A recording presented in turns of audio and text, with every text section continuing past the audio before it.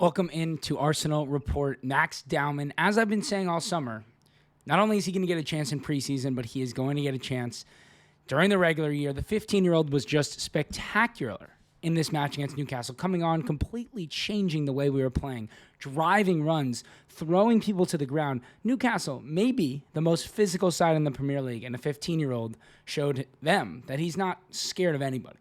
And anyone who's watched Max Dman before, this is exactly how we've seen him play at the under-18 level, at the under-19 level. Hasn't really played at the under-21 level, but with absolutely no time to adjust to just immediately being ready to continue to play the same way, no fear, strictly confidence, knowing how good he is, how strong he is on the ball, his burst, his unpredictability, his ability to change directions. Max Dman did all of that, winning that penalty, getting right back up to try to get on the ball, even though it was blown dead. Just all over the place, wanting to be the best player on the pitch that he could be. And there was a moment where he was out on the right wing, and Odegaard picked up the ball in midfield, and Arsenal had a mini counterattack going. And Dman made a spectacular run, didn't get the ball to his feet, and literally threw his hands up, like knowing he is the best player on the pitch right now. He is the player who can score another goal. He wants this moment. He's ready for it. He isn't taking this as some opportunity to be on preseason with Arsenal like maybe some of the other youngsters are, not even in a negative way, but just because they know realistically there's not a lot of future action for them this season with Arsenal. He's using this as an opportunity to platform himself as a potential role player for Arsenal this year in the Premier League, in the Champions League, and in every competition. And it's going to be a real challenge for Mikel Arteta to figure out how best to protect the player, but also let the player be his authentic self, because that's what's made him so special in his entire career, is just going out there and doing what he does best. And he's been doing that for a very long time. So people are going to get to know Max Dman better. They already have, and this was just the start of it for him. And now we still have this question of, are we signing a left winger? And if we are, who will that left winger be? It looks like Eze has become the favorite for that left wing position, but it's just an interesting situation because we really truly do need an exterior winger. We don't need an interior winger in a lot of reasons, because Dman, although he'll play mostly right wing this year, is an interior. Ethan Nwaneri seems to be rivaling Odegaard for that starting number 10 position. And then you have Odegaard. So you have three players who are pretty comfortable in that interior position. Eze, yes, he's a left winger, but also someone who could play through the center. It seems a little bit redundant. Having said that, Eze does seem to be the favorite right now. Arsenal are advancing on that deal. They're moving forward. The personal terms agreed, 5-year contract. They're just trying to figure out with Crystal Palace, number one, if they have to pay the entire release clause. Number two, if they have to pay the entire release clause up front. And then more recently, it looks like Crystal Palace is trying to make sure they have a replacement lined up so that when this deal is done, they're not then entering the season without a player, similar to Eze's production level. Not necessarily Eze's completed project, but they're looking at the young number 10 from Leicester. They're looking at a couple of other players as well. So I think this is probably the one that's more likely to get done rather than a Rodrigo or a Leao, players who have been mentioned. But with Luis Diaz going to Bayern, that probably takes them off the market for Trossard or Martinelli. And Trossard and Martinelli just have not played well at all on this left wing so far in 2 matches. The more I think about it and the more we see Max Dman succeeding so quickly, it does feel like Noni Madueke could be that left wing signing. And Max Dman is going to be one of the rotation options on that right wing, right? So your starting 3 becomes Madueke, Gyökeres, and Saka.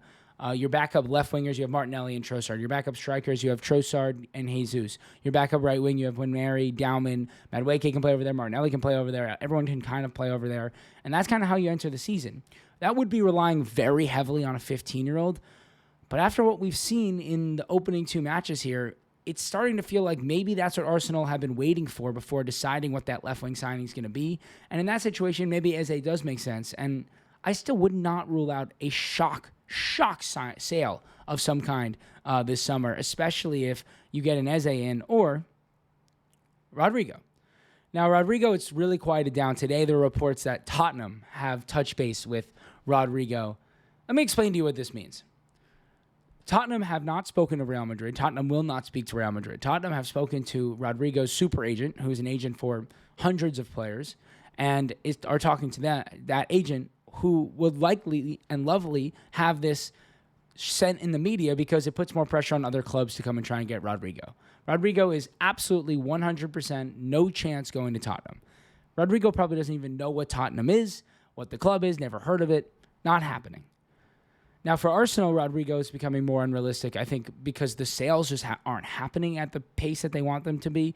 I'd imagine this week Arsenal's number one priority is Sambi Lakanga, Fabio Vieira. Those two players likely are going to leave this week. There are rumors of Alexander Zinchenko asking to leave and Arteta convincing him to stay. Those rumors are wide of the mark. Arteta is trying to sell Zinchenko actively. Him and Berta are working on that. I think Zinchenko's camp is releasing that because they'd rather choose their new spot after one more year at Arsenal on great wages and then leave on a free transfer. But Rodrigo just becomes very unrealistic when we haven't made any sales, and as we get closer to the year, it just may not be the deal that is worth having. I wouldn't actually be shocked to see, if Real Madrid are having a good season, Rodrigo's not playing a bunch, Arsenal having a good season but need one more attacker. I could see a shock January signing. Like, you don't see it a lot, but depending on how those two seasons go and where Rodrigo stands with his contract, where Vinicius stands with his contract, that to me is starting to feel more realistic than getting Rodrigo in during this summer window. And finally, Victor Gyökeres was announced by Arsenal, shown to the fans in the Singapore match against Newcastle. And the big question now is, what is the barometer for a successful year for Victor Gyökeres? I've seen a lot of people say it's 20 non-penalty goals. I think people don't realize what 20 non-penalty goals means in the Premier League. There have been 5 seasons in the last 8 years of a player having 20 non-penalty goals. It's so highly unrealistic for that to be the barometer. That would mean he is an elite striker. I think Arsenal have already told us they don't believe he's an elite striker. They've told us he's their tier 2 option. And I don't mean that in a bad way, but they don't see him at the level of Isak.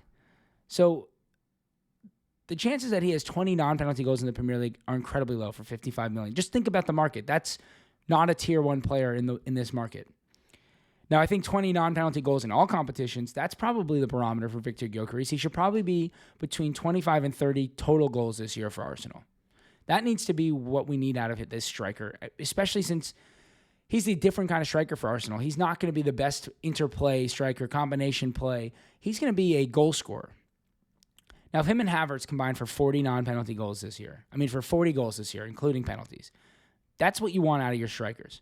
Right? You want to score 120 goals, 100 to 120 goals in all competitions this year. You want them to get between 40 and 50. Your wingers to get in, your 5-6 wingers get another 40 to 50, and then you make up the other 20 from everyone else. That's where I am with Victor Gyökeres. I'm excited to see him play. He is our striker, so we're going to have to get behind him.